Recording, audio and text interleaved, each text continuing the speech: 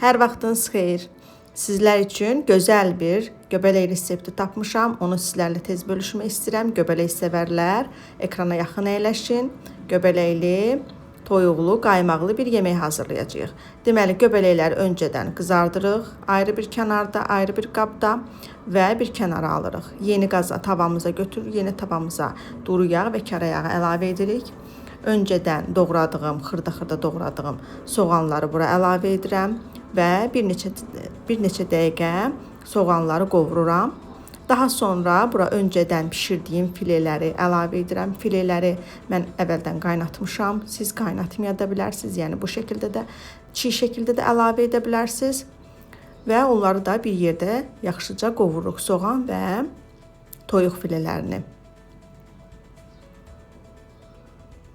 Daha sonra bura ədviyyatlar əlavə edirəm, duz və istiot. Siz başqa istədiyiniz zövqünüzə uyğun başqa bir ədviyyat da əlavə edə bilərsiniz. Amma mənə elə gəlir ki, duz və istiot kifayətdir. Daha sonra bura göbələkləri, əvvəlcədən bişirdiyim göbələkləri əlavə edirəm. Göbələkləri öncədən ona görə qızardıram ki, qaralmasın bişərkən. Və 2 dolu xörək qaşığı da bura qaymaq əlavə edirəm. Və salam, bununla da artıq yeməyimiz hazırdır gördüyünüz kimi.